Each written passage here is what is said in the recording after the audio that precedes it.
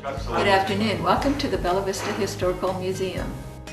Well, Zita, you're the president of the museum, and we're getting ready to hear Dave Armstrong speak as part of the Hot Stove, what is it now? Hot Stove League meeting. Yes. Okay. So what is Dave going to speak about, and what is the Hot Stove League? Okay, well, if you're a baseball fan, you get kind of bored in the wintertime. So the tradition was you would sit around the hot stove and exchange baseball stories. So we started a couple years ago, Steve Morris started the Hot Stove League. So we've had 2 or 3 meetings here, and this time Dave Armstrong, who has been an announcer in all kinds of collegiate and professional sports, is going to talk about some of his experiences over the years. Well, that sounds great. I'm looking forward to it. Now, we have a lot of other speakers at the museum also. Do we have any other upcoming programs? We have other upcoming programs. Some of them are speakers, some of them are not. For example, we have a docent couple, Mary Jane and Bill Cole, who show us occasionally old vintage movies, and they're going to be here on February 9th with some more of their old vintage movies. In March, on March 15th, we have our annual membership meeting, to which we invite all members. We have our annual election of officers, and we always have a special speaker at that meeting, and that speaker is to be determined yet. And then in April, I need to check the calendar, I think it's April 4th, Bruce Fox is going to come back and talk again about his Fisher-Price vintage toys and bring a collection of old Easter-themed Fisher-Price toys. So we kind of do events based on what we hear about that's of interest to people in the community and speakers that might be available to come talk to us.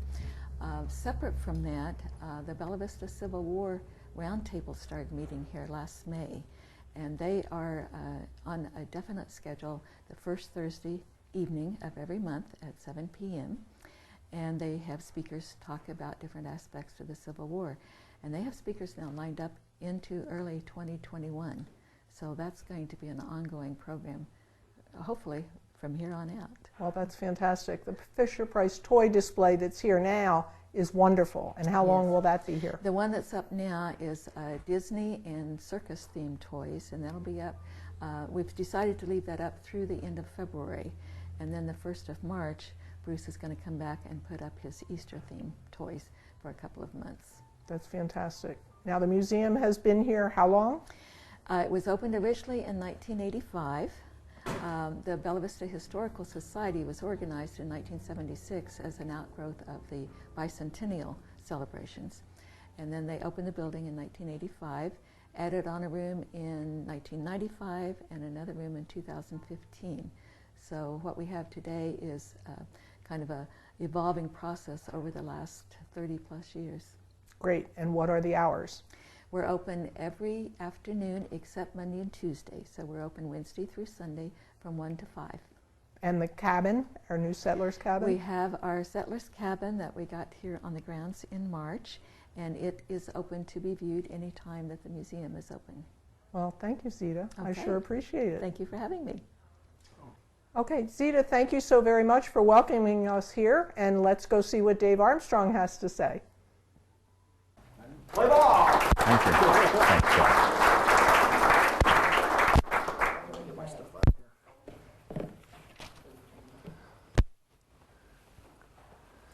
Thank you, Chuck, and thanks for buying a copy of my book. You're the only one, so that's good. I hope you're all comfortable. Thank you for inviting me. When I start talking about baseball, as you know, baseball games last at least 3 hours, so we're in here for a while. I hope you're okay. I hope you're comfortable, but I'm really pleased to be with all of you here today. I love baseball.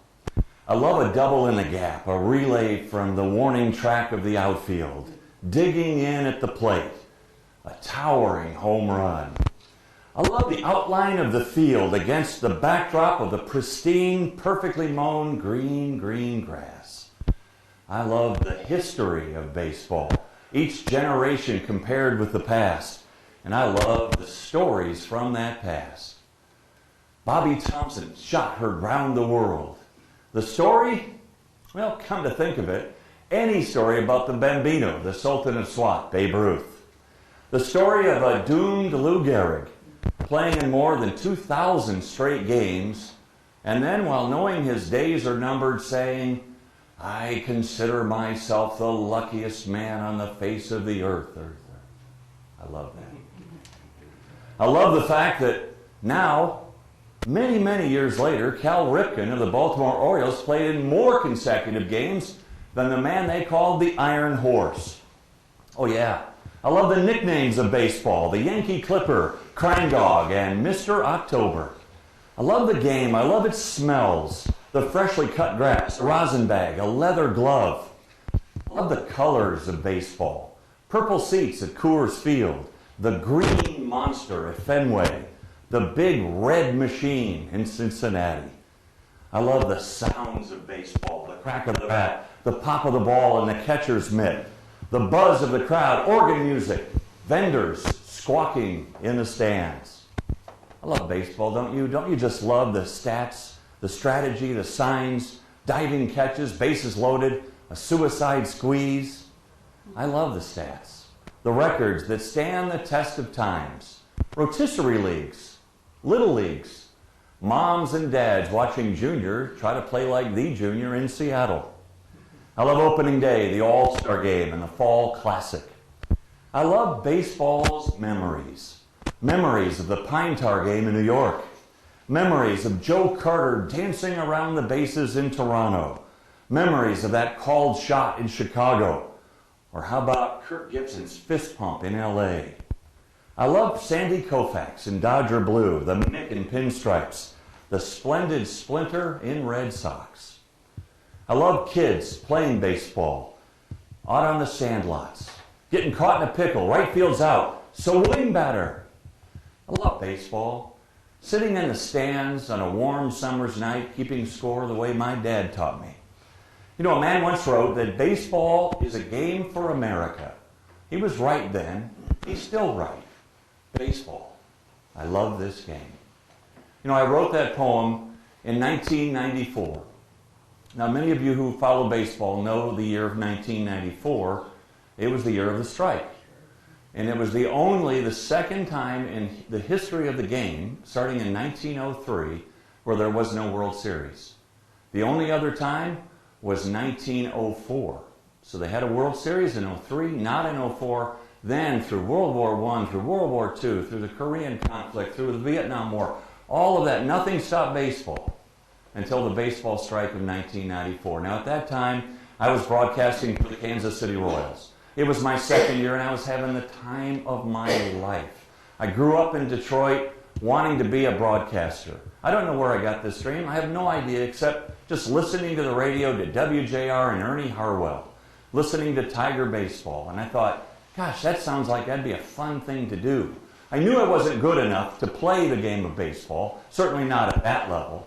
So I thought, well, the next best thing to get in for free is to broadcast the game. Gosh, I get a ticket for free, I get free food, free parking. What could be better?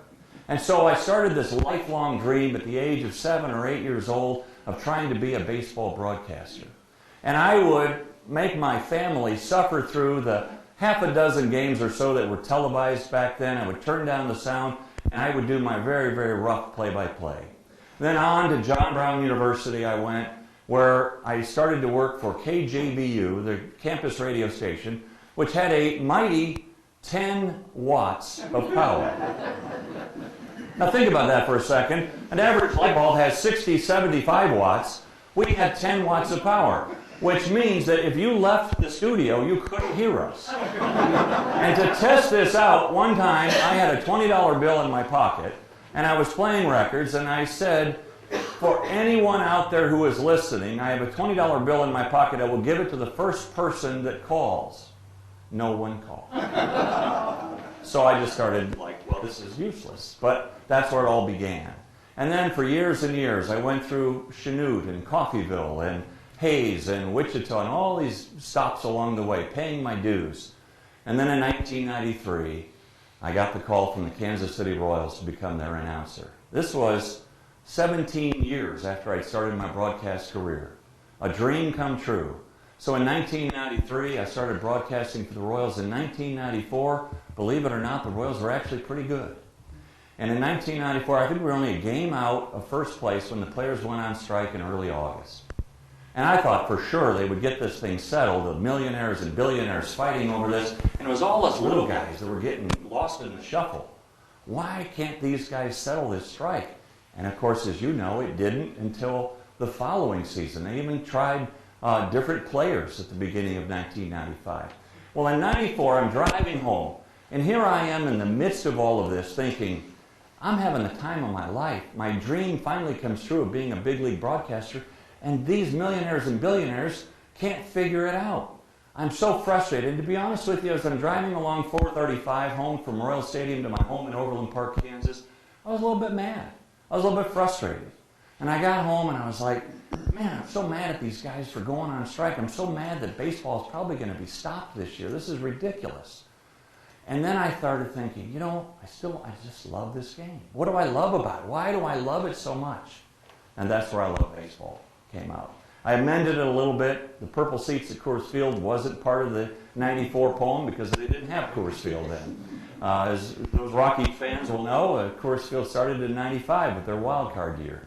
I joined the Rockies in 1996. But I want to tell you a few stories from my time with the Royals. So 93 is my first year, and like I said, a dream come true. As you can imagine, a kid growing up in Detroit, all of a sudden I get to go to all these ballparks, and I'm just having so much fun.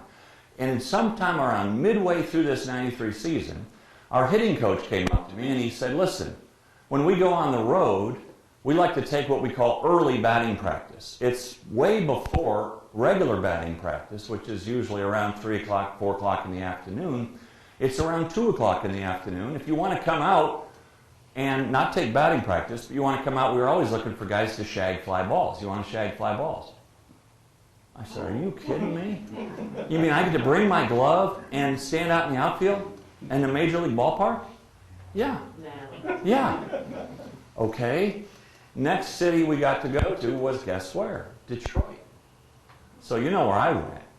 If you're a Tigers fan at all from the 50s and 60s, I ran right out to right field because that's where Al Kaline stood. That was number 6. That was my guy. He was my hero. I mean, ever since I was born, there was Al Kaline.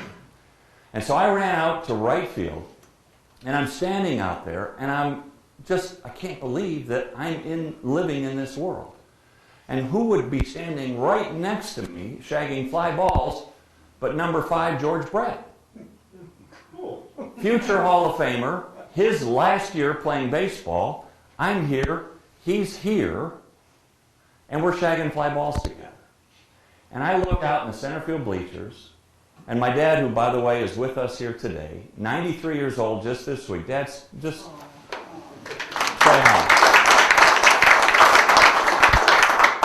I'm proud to say he's the real hero of our family. He was a World War II vet and also a firefighter for many years for Detroit.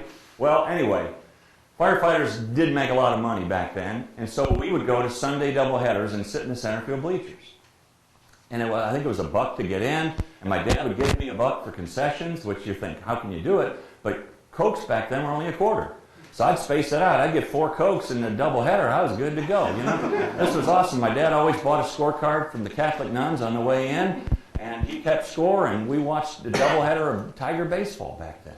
So I'm standing here in the outfield with George Brett, and trying not to get killed from a baseball. And I'm looking in the center field bleachers, and I'm thinking back to those times I spent with my dad. And I'm thinking, gosh, I'm standing where Al Kaline stood. I can't believe this. And I'll have to admit, maybe a little tear came down my cheek. And George looks over, and he says, Army, what the hell? What are you crying for? There's no crying in baseball. And I started to tell him, George, you don't understand. This is where I grew up. This is my hometown. This is where I grew up, listened to Ernie Harwell and fell in love with the game of baseball. And why I'm a broadcaster today is because of the experiences that I had as a kid, sitting in those center field bleachers with my dad, keeping score, and just loving this game. And now I'm standing where Al Kaline stood. And George went, ooh, I just got chills. And he said, but think about it, Army. Not only did Al Kaline stand here, But Ty Cobb stood here. Babe Ruth stood here. Holy cow. And then he tells me after the game, he says, I want to thank you for that. Because here I am, 20-year Major League veteran. You get so used to it, and you almost take it for granted. And he said, we were sitting in the dugout that day, and I started telling the guys, don't ever take this game for granted. Because there's guys like Dave Armstrong who dreamt of being in this spot. And now here he is, and here we are. And he goes, thanks for the perspective check. Well, as I mentioned, 93 was George's last year. He won 3 batting titles, won a World Series in 85. You could make the argument, maybe the best third baseman in the history of the game.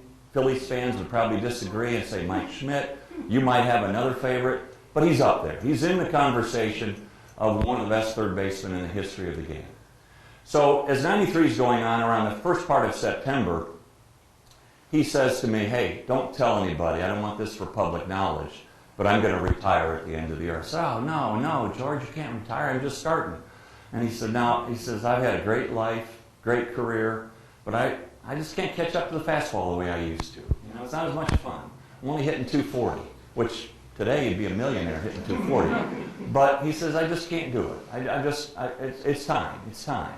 He said, but don't say anything. I'll make an announcement later. So I said to him, George, in your last at-bat, what would you like to do?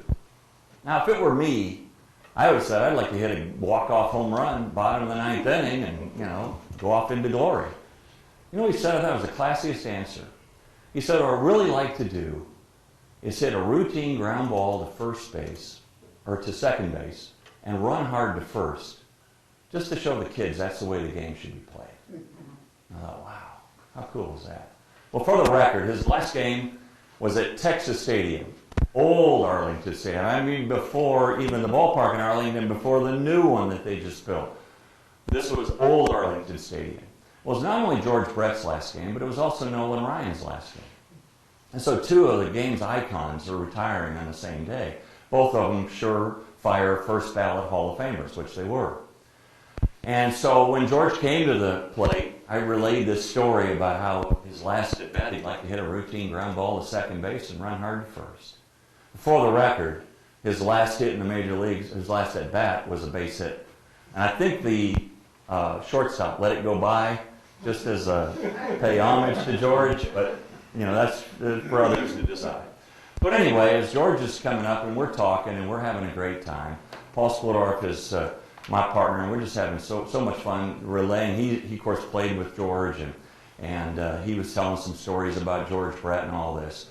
And about the 3rd inning, our cameras panned behind the Royals dugout, and there was sitting the very familiar figure of Rush Limbaugh. You think, what in the world is Rush Limbaugh doing at a Royals game?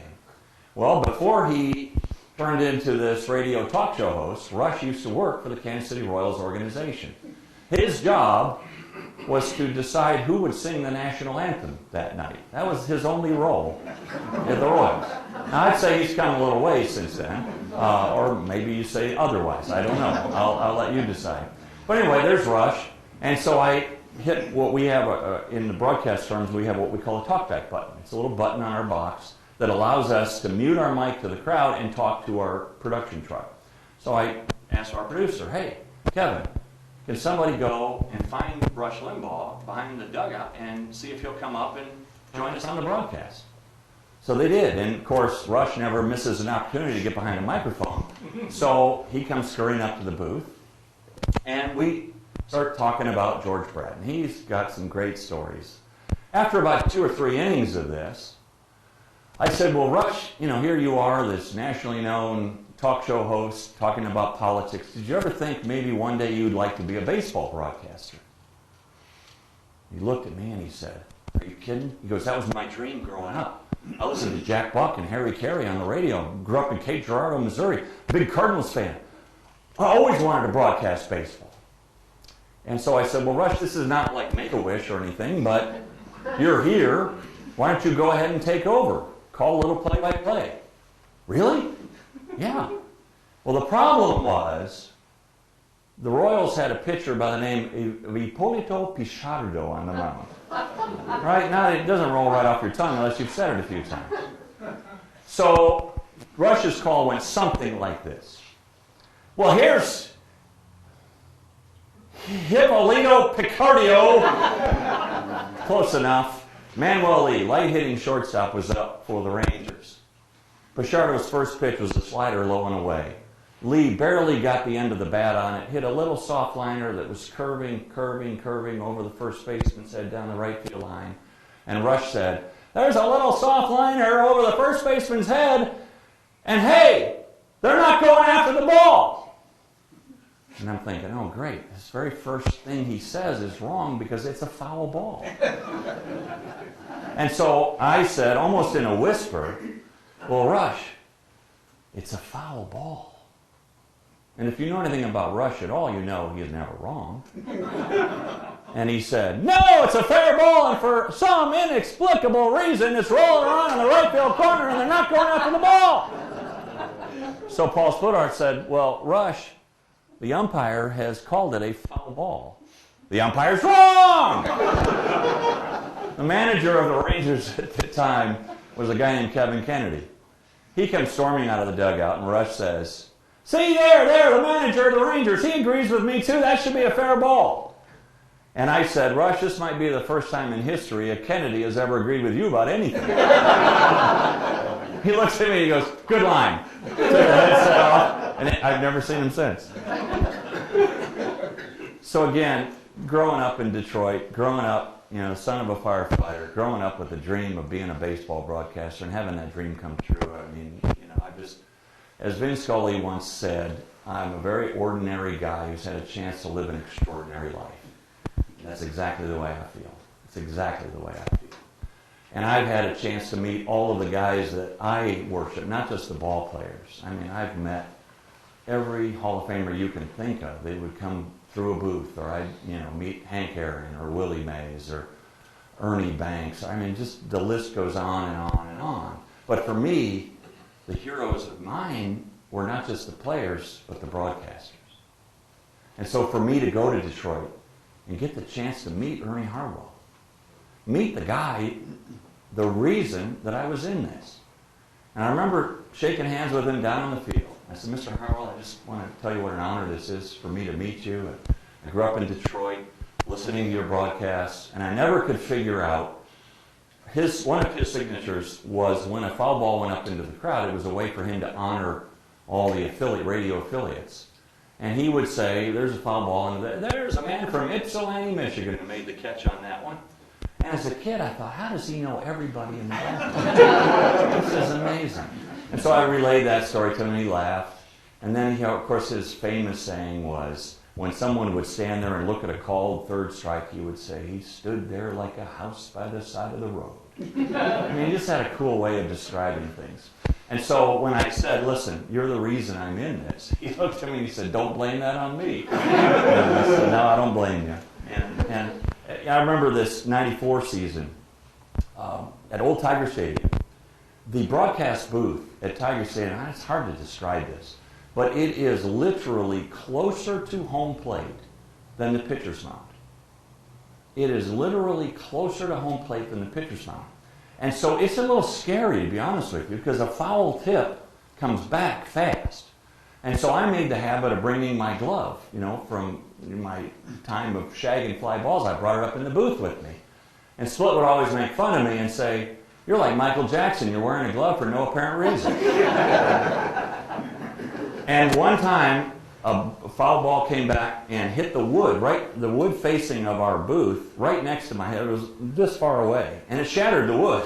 Like, that could have been my head. But the ball got back so fast. And we were so close. Well, Mark Gubizal was pitching for us one day. Great pitcher for the Royals.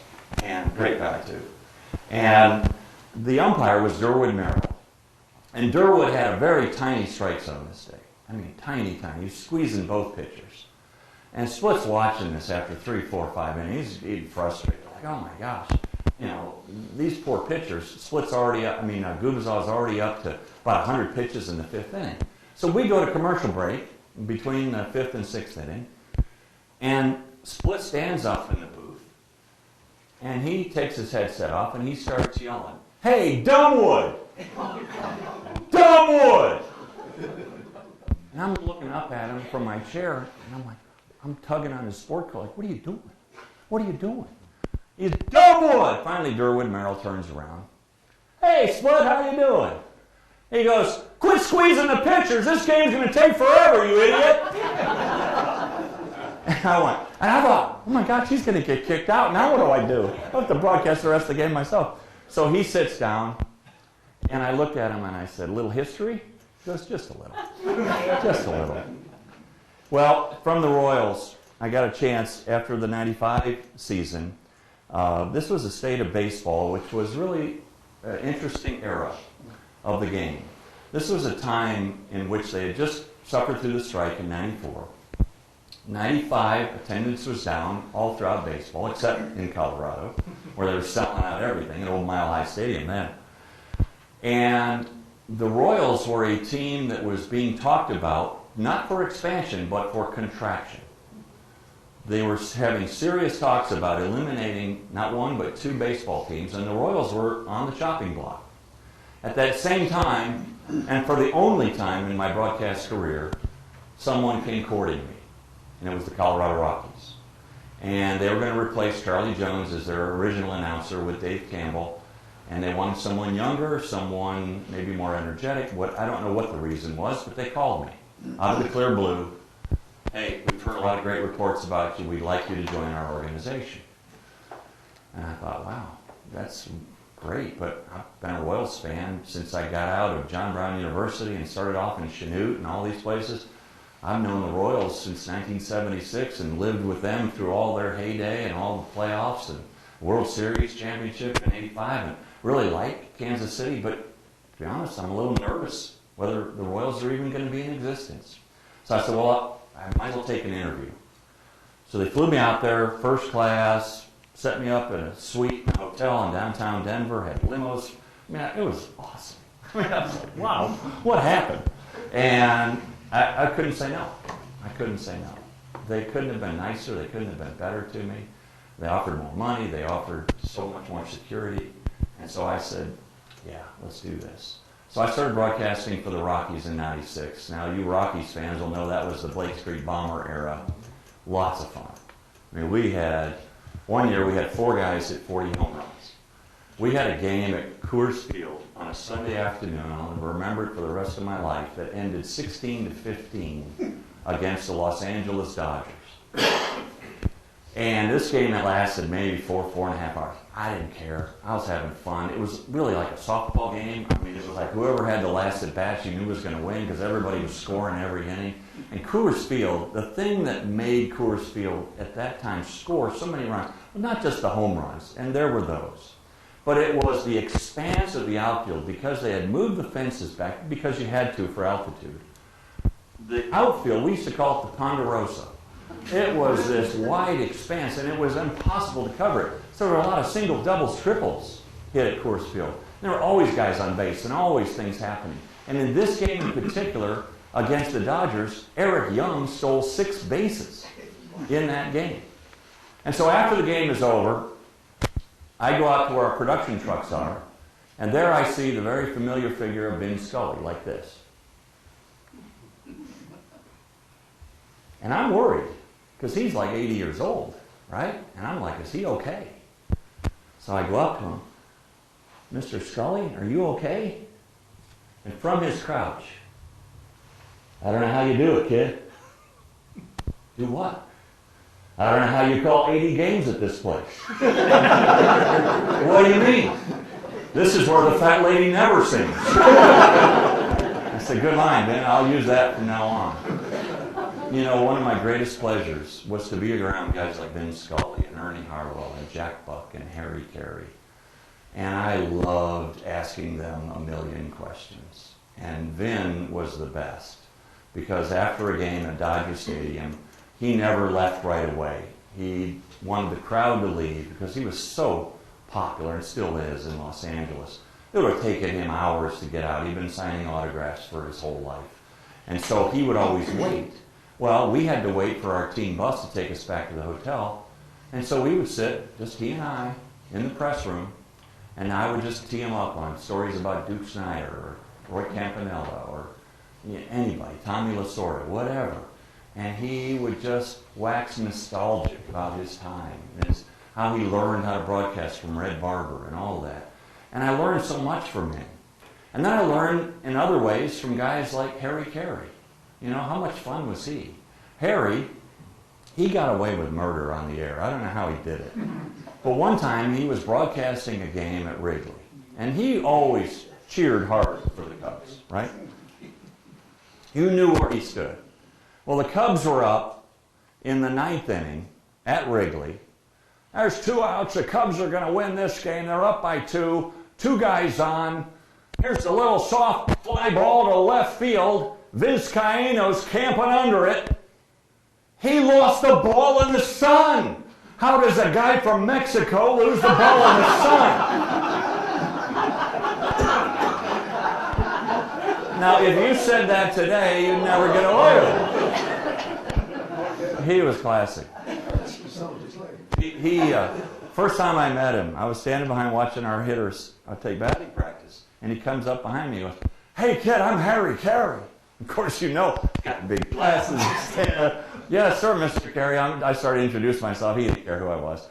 And he goes, "I don't know if you know much about me, but when I was your age, I used to drink a little." I heard some stories. And he says, "Now I'm at the age the doctors tell me I can't drink anymore." He starts to walk away, turns back around, and he says, "Let me tell you, anybody who ever says life's better without a drink, they're full of it."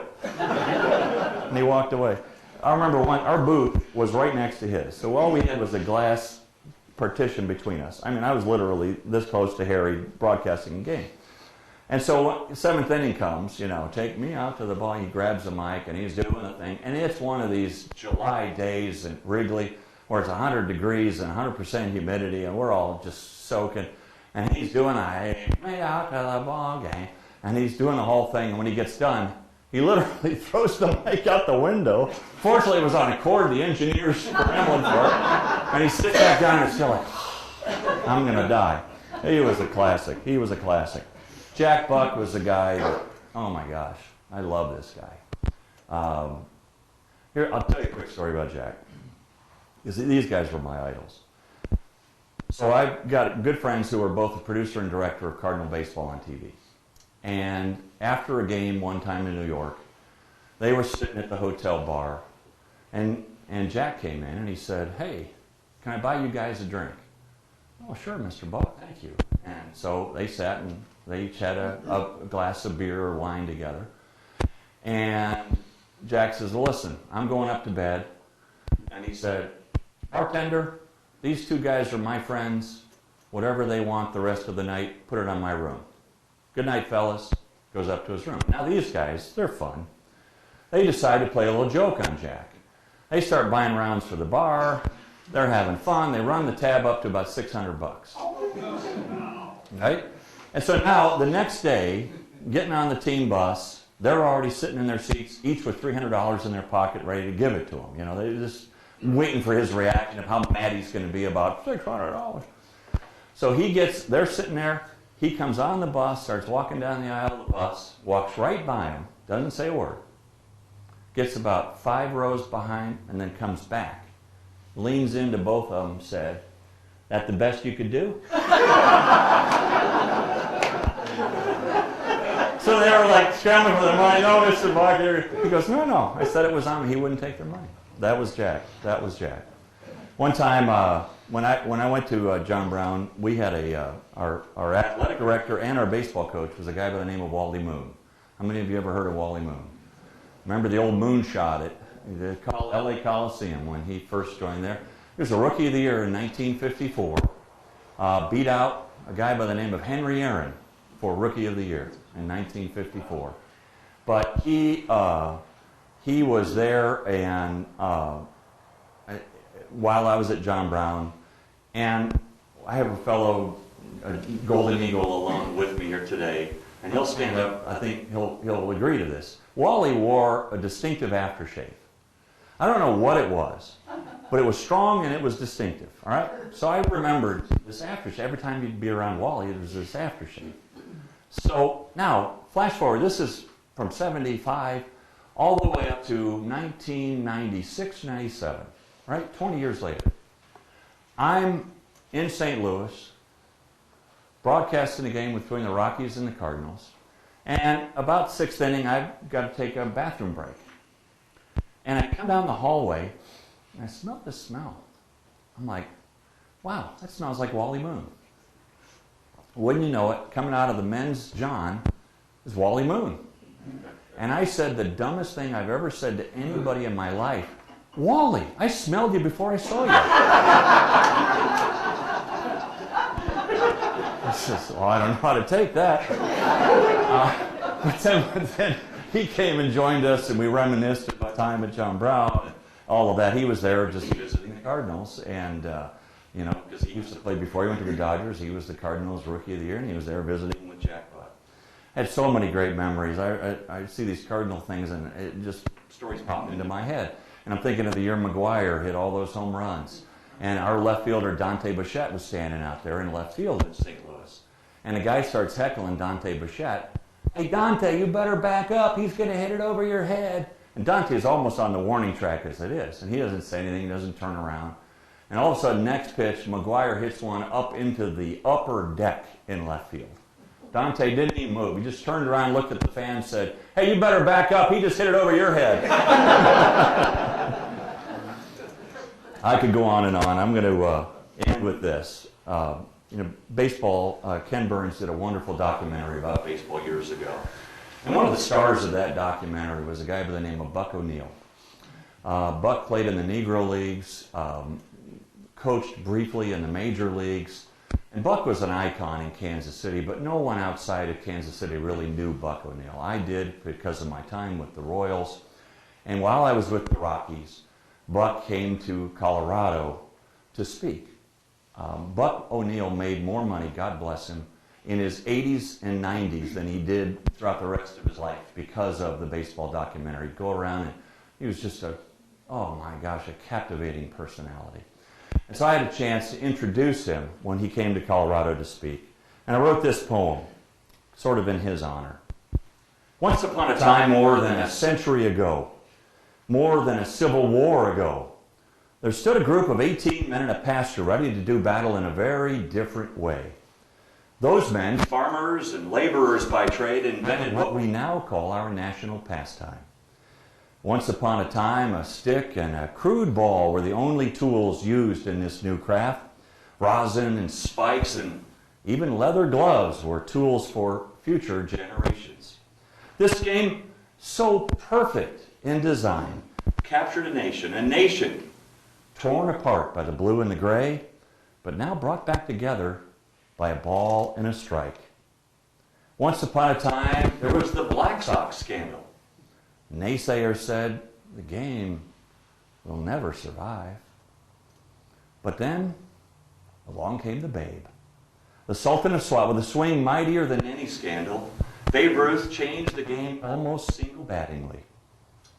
Once upon a time, there was a brave man named Jackie, a man willing to absorb the slings and arrows of a bigoted nation. After Jackie Robinson left his mark, the game could truly be called our national pastime. Ah, yes, once upon a time there was Willie and Hammer and Hank, the splendid Splinter and the Mick, Spawn and Sane and Pray for Rain. Once upon a time we suffered through yet another player strike. And naysayers said, the game's not going to survive. But then there was Big Mac and Sammy Sosa. It was the summer of a home run derby, the likes of which we'd never seen. So you see, there's always the game. Baseball is more than scandal or strike. Baseball is a man and his son walking hand in hand on their way to the park for a little game of catch, with nothing more than a ball and a glove and a mountain of memories. Thank you. I'd love to take questions if you have any. Thank you.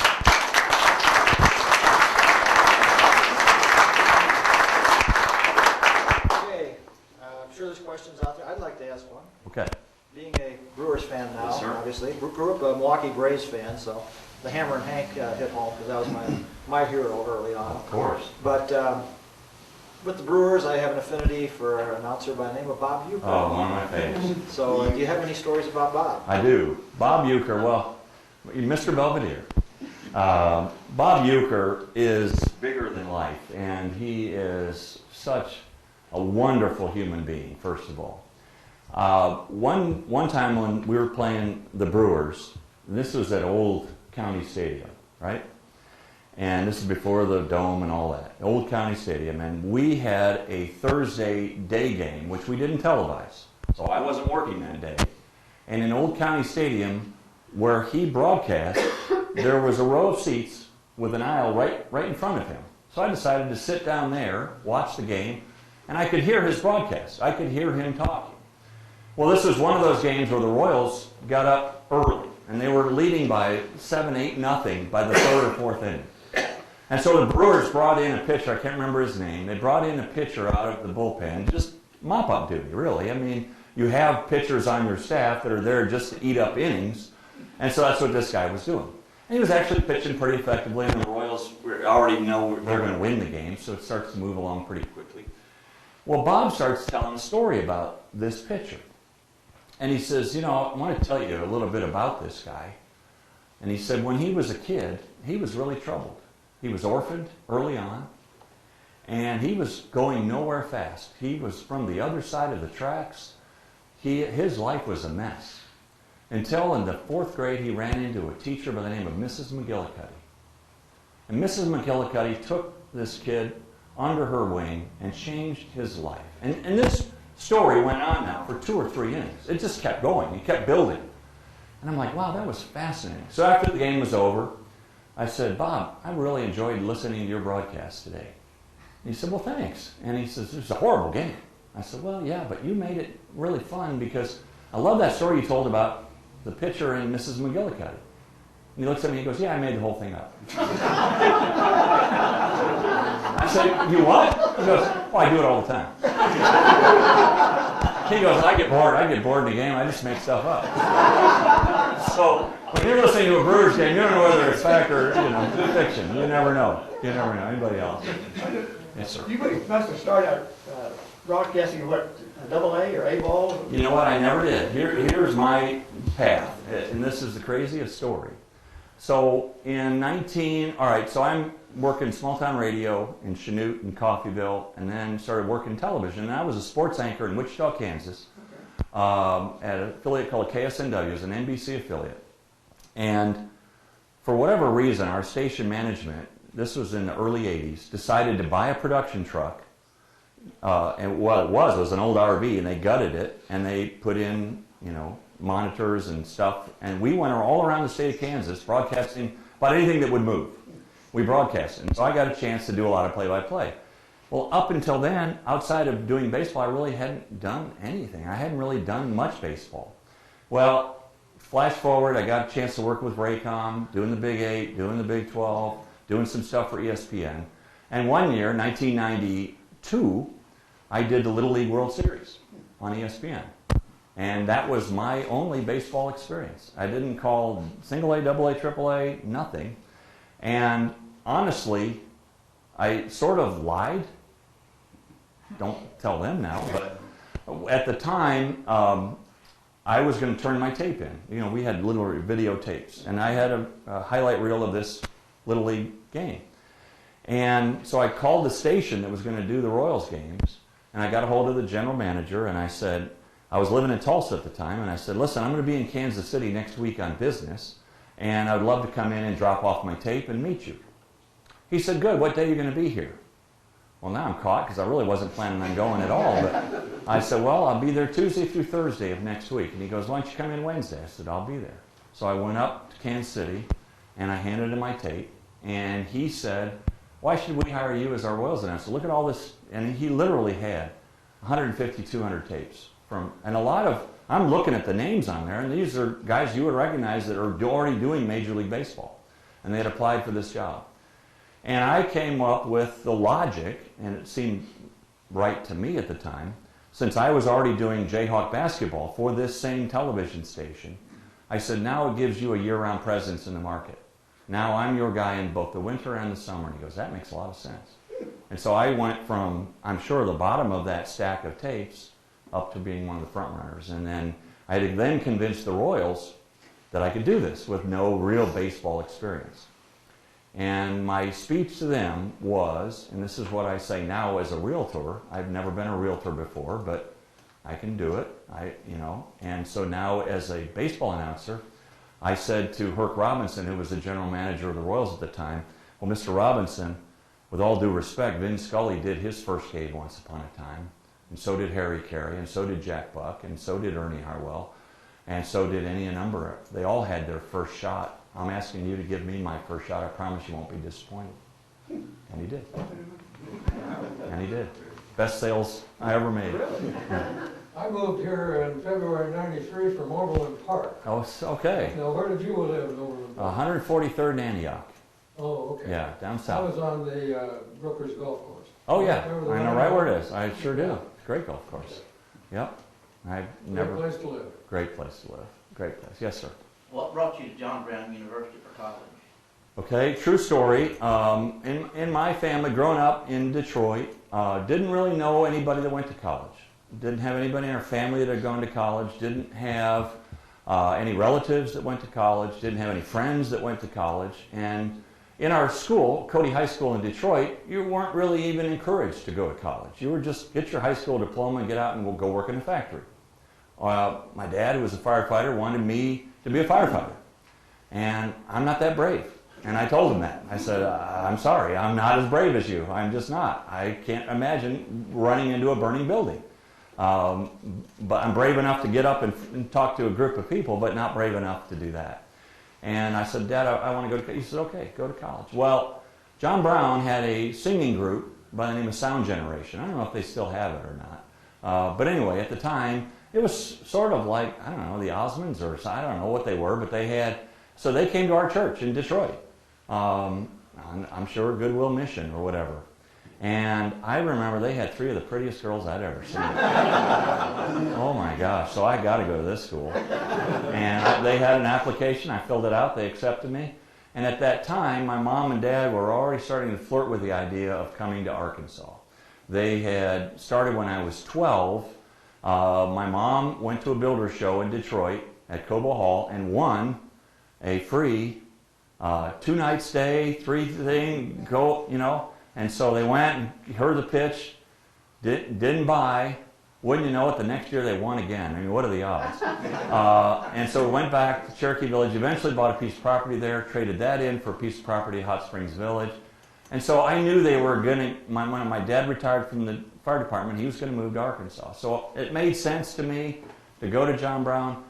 I didn't look into the fact that they had a 10-watt radio station. Probably not the smartest move as a broadcaster to go somewhere like that. But the one good thing about it is I got a chance to do everything because there was no one else that was interested in sports. There were only 15 of us in the broadcast department. And so I got a chance to call all the baseball and basketball games at John Brown while I was going there. And I had a little cassette recorder. I would hit play and record myself doing these games and go back to my dorm and go, oh my God, I'm horrible. How am I ever going to make a living doing this? So I just kept listening to myself and just kind of taught myself how to do it. Yeah. Yes.